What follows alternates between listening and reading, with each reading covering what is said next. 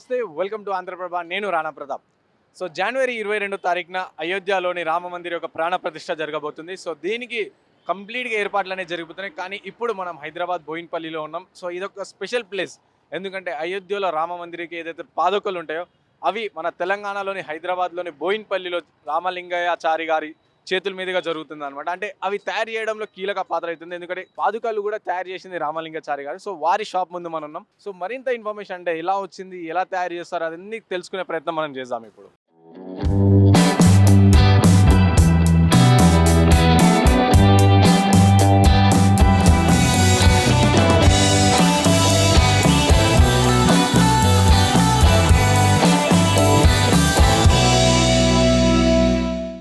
మనతో పాటు ఇప్పుడు రామలింగాచారి గారు ఉన్నారు. ఏదైతే అయోధ్యకు సంబంధించిన పాదుకలు తయారు చేసిన వ్యక్తి మనతో ఉన్నారు. సో వాళ్ళని అడిగి తెలుసుకునే ప్రయత్నం. నమస్తే సార్. నమస్కారం అండి. మేము చేసిన కళను మీ అటువంటి వాళ్ళు 10 మందికి గుర్తించేటట్టు, మమ్మల్ని గుర్తుపట్టేటట్టు మీరు చేసే ప్రయత్నానికి మా ధన్యవాదాలు. ఫస్ట్ ఆఫ్ ఆల్ అయోధ్యలో రామ మందిరం తెలుసు ఇప్పుడు దేశంలో ఎంత ప్రతిష్టావంతమైన ప్లేస్. సో ఆ గుడికి సంబంధించి పాదుకలు చేసే అదృష్టం మీకు కలిగిందని చెప్పొచ్చు ఒక రకంగా. సో ఎలా ఫీల్ అవుతారు? ఇది మన దేశంలోనే కాదు, దాదాపు ఇంచుమించు ప్రపంచ దేశాలలో గుర్తింపు ఉన్నది. ఇప్పుడు ఈ జనవరి 22 తారీఖు నాడు రామ మందిర నిర్మాణం ఇండియా లెవెలే కాదు, ప్రపంచ దేశాలలో కొన్ని దేశాల ప్రతినిధులు కూడా మా దగ్గరకు వస్తున్నారు.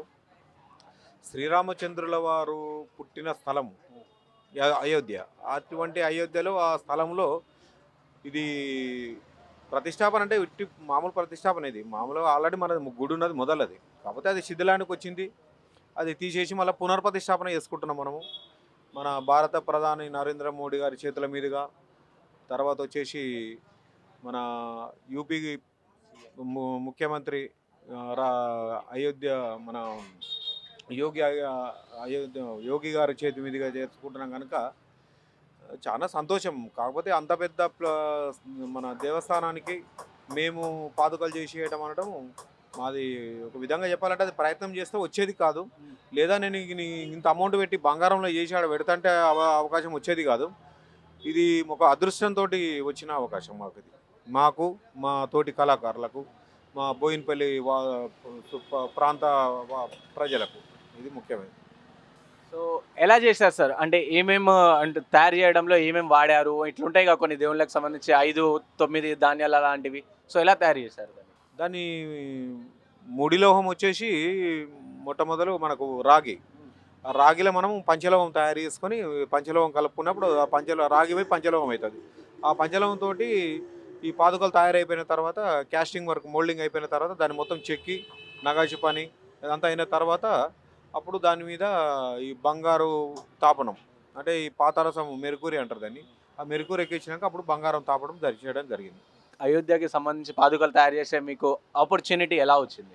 ఇది మన దగ్గర చేయించిన వాళ్ళు దాతలు కానీ మా కస్టమర్స్ ఎవరంటే వాళ్ళు అయోధ్య భాగ్యనగర్ సీతమ్మ వారి సేవా ట్రస్ట్, అది ఒక హైదరాబాద్లో ఉన్నది సేవా ట్రస్ట్. అంటే మన అయోధ్య రామాలయానికి చేసిన పాదుక సేవ చేసిన వాళ్ళు, పూజా కార్యక్రమాలు జరుపుకునే వాళ్ళు, వాళ్ళ సేవా ట్రస్ట్ ఉన్నది. కొంతమంది ఉన్నారు వాళ్ళంతా.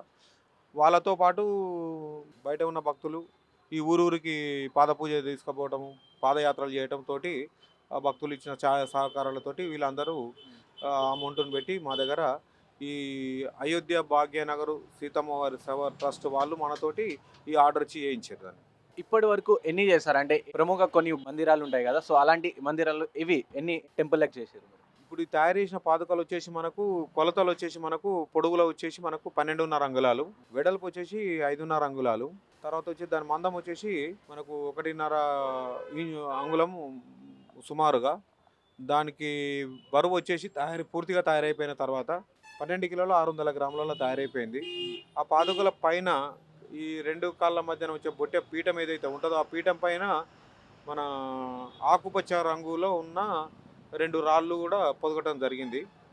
తర్వాత ఈ యొక్క దేవస్థానమే కాకుండా మాది షాప్ వచ్చేసి మేము 1993లో శ్రీమద్ విరాట్ కళా కుటీర్ అని అస్మాపేట్ బస్ స్టాండ్లో, ఓల్డ్ బోయిన్పల్లి అస్మాపేట్ బస్ స్టాప్లో మేము ప్రారంభం చేసినాం వర్క్షాప్. ఇది అప్పటి నుంచి ఇప్పటి వరకు చాలామంది వర్కర్లు కొంతమంది మా దగ్గర నేర్చుకొని వెళ్ళి ఉన్నారు. ఇప్పటికి ఇది మాది 30 సంవత్సరాల షాప్. ఇది షాప్ నుంచి కూడా ప్రముఖ దేవాలయాలు అంటే ముఖ్యంగా మనకు తెలంగాణ యాదగిరిగుట్ట. యాదగిరిగుట్ట గర్భగుడిలో ఉన్న ఉత్సవమూర్తులు కానీ, మూల విరాట్లకు కవచాలు కానీ, దేవీ దేవతల సింహాసనాలు, కళ్యాణ పీఠాలు, అభిషేక పీఠాలు, అట్లాంటి వాహనాలు అవన్నీ టోటల్గా యాదగిరిగుట్టలో ఉన్నాయి. మొత్తం గర్భగుడిలో ఉన్నాయి. మొత్తం నేనే చేసినవి. అది 2012 నుంచి 15 దాదాపు వరకు చేసినాం. అప్పుడింత మొత్తం కంప్లీట్ చేసినాం అది. ఇప్పుడు ప్రస్తుతానికి సేమ్ వర్క్ అమెరికా మన యాదగిరిగుట్టలో ఉన్నటువంటి సేమ్ వర్క్ కొంచెం చిన్న సైజులో అక్కడ చేసిన వాళ్ళే మళ్ళతోనే చేపిద్దామని చెప్పేసి నెక్స్ట్ మాకు అమెరికా నుంచి కూడా ఒక ఆర్డర్ పోయిన సంవత్సరం మాకు వచ్చేసింది. ఆ విగ్రహాలు కూడా పూర్తిగా అయిపోయినాయి. అక్కడ అమెరికాలో సిమెంట్ వర్క్ ఇంకా కంప్లీట్ కాలేదు కనుక వాళ్ళు కొంచెం ఇంకా టైం పట్టింది. ఇంకొక 10-15% వర్క్ పెండింగ్లో ఉంది. ఇది అయిపోయిన తర్వాత ఇది కూడా తీసుకెళ్తారు వాళ్ళు. అట్లనే మాకు కర్మంగట హనుమాన్ టెంపుల్, అది దాదాపు ఒక 28 కేజీల వెండితోటి మేము కవచం కూడా చేసి ఇచ్చినాము. అట్లా చాలా ఉన్నాయి. మా ప్రధానమైన ప్రాముఖ్యత చెందిన దేవాలయాలు కొన్ని ఉన్నాయి. ఈ మామూలుగా ఒక ఒక ఏరియాని బట్టి ఉండే దేవస్థానాలు కొన్ని వేలు ఉన్నాయి. అవి రామలింగాచారి గారు చెప్పండి, ఇప్పుడు ఈ అయోధ్యకి సంబంధించి పాదుకలు తయారు చేసే టైంలో, అంటే అయోధ్యకి సంబంధించే కాదు ప్రతి ఒక్క గుడికి సంబంధించిన కొన్ని చెప్పారు మీరు గర్భగుడిలో చేసే టైం. సో అవి తయారు చేసేటప్పుడు ఏమైనా నియమ నిబంధనలు పాటిస్తారా? వర్క్ చేసేప్పుడు రెండు పద్ధతులు ఉంటాయి. ఒక వస్తువును చేయడానికి కొలతలు అంటే శాస్త్రము, సూత్రము. శాస్త్రోక్తంగా సూత్రపరాయంగా చేయబడడం అనేది ఒక వస్తువును మనం తయారు చేయాలంటే ఈ 2 విధానాలతోటి మనం ఆ వస్తువును చేయడానికి ఒక పద్ధతి ఉంటుంది. మరి చేసే మనిషి ఏ పద్ధతి ఉండాలంటే మీరు అడిగినట్టు శుభ్రంగా ఉండటం అనేది ఒకటి. అంటే దేహ శుభ్రము. తర్వాత ఆ దేహ శుభ్రం చేయాలంటే మామూలుగా అంటే మనం స్నానం చేస్తాము, కాళ్ళు కడుక్కొని కూర్చుంటాం. మరి తినే దాంట్లో కూడా కడుపులో ఉండేదాన్ని కూడా శుద్ధి ఉండాలి కదా. అట్లాంటప్పుడు మీరు అడిగిన దాంట్లో కరెక్టే అది. మొత్తానికి పూర్తిగా మేము శాకాహారులం. ఇక శాకాహారులం ఉన్నాం కనుక ఇక శుద్ధిలో ఒక 90% మనము క్లియర్గానే ఉన్నట్లు లెక్క పూర్తిగా. ఇంకా మిగతా 10% అంటే బయటికి ఎక్కడైనా పోయి వచ్చినప్పుడు మళ్ళీ కొంచెం కాలు చేతులు కడుక్కొని లేకపోతే స్నానం చేసి వచ్చేసి మళ్ళీ ఆ పని మీద పెట్టుకొని కూర్చుండడం జరుగుతుంది. అట్లా ఇంకా శుద్ధి అంటే అంతవరకు. అయోధ్యకి సంబంధించి పాదుకలు తయారు చేయడానికి ఎంత సమయం పట్టింది, అంటే ఎన్ని డేస్ కానీ ఎట్లా? మేము ఫస్ట్ ఇప్పుడు చేసిన పాదుకలు ఇప్పుడు ఇచ్చినవేమో గర్భగుడి దగ్గర ఉండే పాదుకలు. ఇంతకుముందు మేము పాదయాత్రకు పాదుకలు చేసినాము. అది ఎప్పుడంటే అక్టోబర్లో చేసి ఇచ్చినాం మేము. అక్టోబర్ ఫస్ట్ వీక్లో తీసుకొని లాస్ట్ వీక్లో అంటే 2వ వారంలో తీసుకొని 3వ వారంలో ఇచ్చినాము. అక్టోబర్ 24, 26 తారీఖు నాడు మా దగ్గర తీసుకుపోయారు. అది దానికి కొంచెము అంత పనితనం లేదు, అంత కాస్ట్ కాదు. అది రాగి రేకుతోటి తయారు చేసి దానికి కూడా బంగారం పన్నికి బంగారం పూత ఎక్కించినాం దానికి కూడా. అది అక్టోబరు 28 తారీఖు నాడు మన శ్రీకాకుళం నుంచి పాదయాత్రలు సేవకు బయలుదేరింది. అది ఒక వారం రోజుల క్రితమే మహారాష్ట్ర దాటి ఉత్తరప్రదేశ్కు ఎంటర్ అయింది. అది ఇప్పుడు చేసిన పాదుకలు ఇవి ఎక్కువ, అంటే 2 పాదుకలు కలిసి 12 కిలోల 650 గ్రాములు, దానికి బంగారు తాపనము, రాళ్ళు అవన్నీ కలిపి ఇది కొద్దిగా హెవీది. పనితనం అనేది కూడా దీంట్లో చాలా ఎక్కువ ఉంది, దీనికి చాలా ఎక్కువ ఉంది అన్నమాట. అయితే ఇది కొంచెం ప్రాధాన్యత పొందిన పాదుకలు ఇవి. దానికి ఒక వారం రోజుల్లో 10 రోజుల్లో అవి చేసినాం అప్పట్లో. ఇవి మాత్రం ఒక 20 నుంచి 25 రోజులు ఇంచుమించు నేను మా కళాకారుల బృందం అందరం కలిసి చేసినాం అనమాట. మీ దగ్గర వచ్చి చేరాలంటే ఇప్పుడు ఇది అనేది ఒక కళ, రైట్? సో ఈ కళ మీరు ఎక్కడి నుంచి నేర్చుకున్నారు, అండ్ ఇప్పుడు వచ్చి నేర్పించే వాళ్ళకంటే ఎలా ఏమైనా ఫీజు తీసుకుంటారా లేదా ఫ్రీగా నేర్పిస్తారా ఈ కళని? మేము నేర్చుకున్నది నల్గొండ జిల్లా చింతపల్లి మండలము కుర్మపల్లి గ్రామం. అది మా ఊర్లో విశ్వబ్రాహ్మణుల కుటుంబాలు దాదాపు ఒక 250-300 కుటుంబాలు ఉంటాయి. అక్కడ 1986లో అప్పటి వరకు మా దగ్గర చాలా కాలాల నుంచి ఇత్తడి బిందెలు తయారు చేసే పరిశ్రమలు మా దగ్గర, కుటీర పరిశ్రమలు చాలా ఉన్నాయి మా ఊర్లో. అయితే ఇక్కడ విశ్వబ్రాహ్మణులు చాలా వరకు ఉన్నారు కదా, వీళ్ళకు ఒక దేవస్థానానికి సంబంధించి ఒక ఆర్ట్కు సంబంధించిన లోహము కార్వింగ్ సంబంధించిన ఈ డ్రాయింగ్ పనితనం నేర్పిద్దామని చెప్పేసి మాకు సెంట్రల్ గవర్నమెంట్ది జౌలి పరిశ్రమ శాఖ లోగా నగాషి శిక్షణ కేంద్రం అని మా ఊరికి వచ్చిందన్నమాట. అది దాదాపు 8 సంవత్సరాలు మా ఊరిలోనే ట్రైనింగ్ చాలామందికి ఇచ్చిండ్రు. 1986లో నేను ఆ ట్రైనింగ్ సెంటర్లో ట్రైనింగ్ అయిన తర్వాత దాన్ని బట్టి నేను దానికన్నా ఇంకా పెద్ద వర్క్లకు పోవడానికి, ఇంకా మంచి వర్క్ నేర్చుకోవడానికి నేను బెంగళూరులో regional design and technical development సెంటర్లో నేను అక్కడ నేర్చుకోవడం జరిగింది. శిక్షణ పూర్తి అయింది నాకు అక్కడ.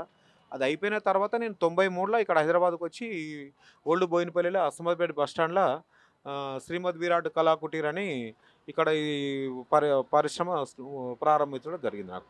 సో ప్రెసెంట్ అంటే ప్రభుత్వం నుంచి మీకు ఎలాంటి సహాయం అందుతుంది ఇది?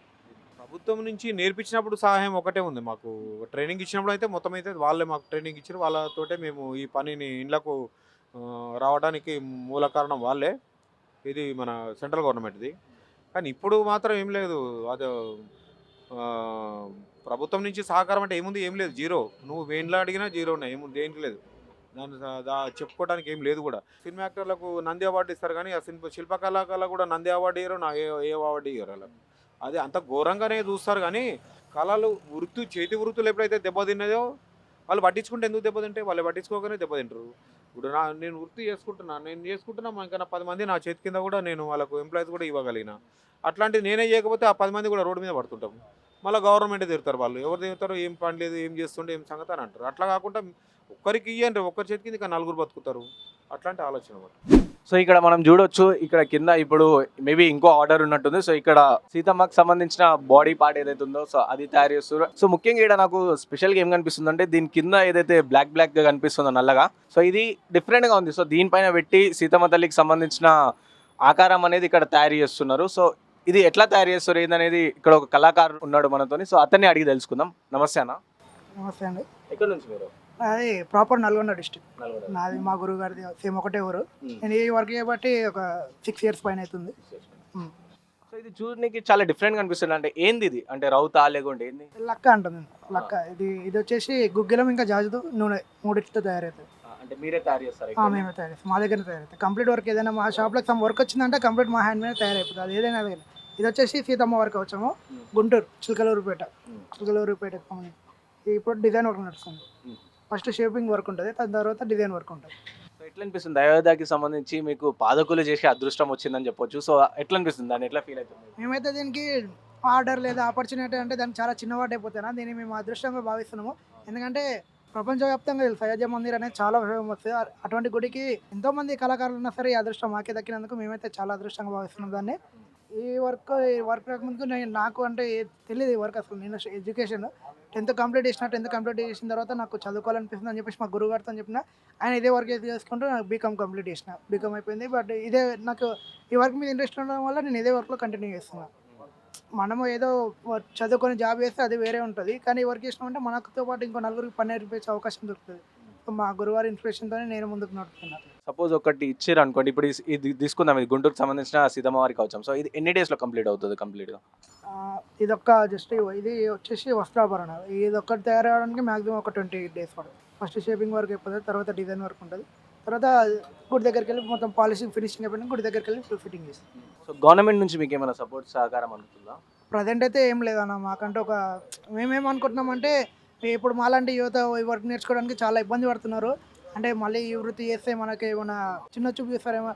నేనేం చెప్తా అంటే ఈ వర్క్ చేసే వాళ్ళని చిన్న చూపు చూడడం అనేది ఎవరు చూడాలి. ఎందుకంటే ఇది ఒక ఆర్ట్. మనం ఏం వర్క్ చేయట్లేదు, ఇది ఒక ఆర్ట్. మీరు నేర్చుకున్నారంటే మీరు కూడా ఆర్టిస్ట్ చేస్తారు. మీరేం వర్కర్ కాదు, లేబర్ కాదు. You become an artist. చాలా మంది భయపడుతున్నారు ఈ వర్క్ చేస్తే ఫ్యూచర్ ఎట్లుంటుంది అని చెప్పేసి.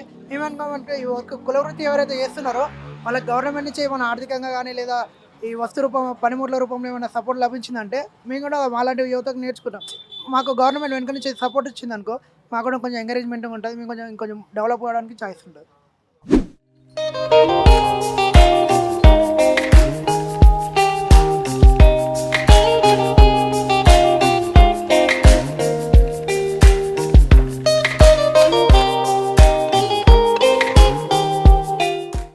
సో ఇప్పుడు మనం ప్రెసెంట్ అయోధ్యకి సంబంధించిన పాదుకల ప్లేస్ లో ఉన్నాం అనమాట. సో ఇక్కడనే పాదుకలు ఉన్నాయి. సో మీరు చూడొచ్చు ఎక్స్క్లూజివ్ గా, అంటే ఎంత ప్రాపర్ గా ఉన్నాయి. సో దీనికి సంబంధించి అయోధ్యలో పెట్టే పాదుకలు అనమాట. అది కూడా మన హైదరాబాద్ భాగ్యనగరి నుంచి వచ్చిన పాదుకలు అని చెప్పొచ్చు. మనం చూడొచ్చు స్క్రీన్ లో. సో ఎంత క్లియర్ గా ఉన్నాయి పాదుకలు. సో పాదుకలు చూసారు అంటే పైన గ్రీన్ కలర్ ఒక స్టోన్ అనేది పెట్టారు. అండ్ ఈ పాదుకలకు సంబంధించి చేసిన రామలింగాచారి కూడా ఉన్నారు. సో ఇది నెక్స్ట్ మనకి అయోధ్య జనవరి 22వ తారీఖున ప్రాణ ప్రతిష్ఠ జరిగే టైంలో ఇది మెయిన్ అయోధ్య గర్భగుడిలో ఉండే పాదుకలు అనమాట ఇవి. సో మీరు చూడొచ్చు ఇక్కడ అంటే ఈ పాదుకలకు సంబంధించి ఇక్కడ ఏనుగు కానీ, ఇటు కింద వచ్చేసి చాప ఆకారంలో ఇటు కలశం, సో ఇట్లా డిఫరెంట్ ఆకారాలు అంటే 2 పాదుకలు వచ్చేసి 2 ఉన్నాయి. సో దీనికి సంబంధించిన పీఠ పాదుకల కింద ఏదైతే పీఠ ఉంటుందో అది కూడా ఇక్కడనే తయారవుతుంది. అది కూడా రామలింగాచారి గారే తయారు చేస్తున్నారు. సో ఇప్పుడు మీరు చూడవచ్చు ఇక్కడ కంప్లీట్గా పాదుకలు అనేది మనతో ఉన్నాయి అన్నమాట. సో చూసిరు కదా, అయోధ్యకి సంబంధించి పాదుకలు అనేది మన హైదరాబాద్ భాగ్యనగరిలో రామలింగయ్యాచారి గారి చేతుల మీదుగా జరిగినాయి అనమాట ఈ పాదుకలు. సో జనవరి 22వ తారీఖున అయోధ్యలో ఇది ప్రాణప్రతిష్ఠ టైంలో ఈ పాదుకలు వెళ్ళి అక్కడ మెయిన్ గర్భగుడిలో సమర్పించడం జరుగుతుంది. సో ఇది అయోధ్యకి సంబంధించిన పాదుకల యొక్క అప్డేట్. సో మరిన్ని న్యూస్ కోసం మళ్ళీ ముందు ఉంటాం. వీడియో జర్నలిస్ట్ సతీష్తో రాణా ప్రతాప్, ఆంధ్రప్రభ, హైదరాబాద్.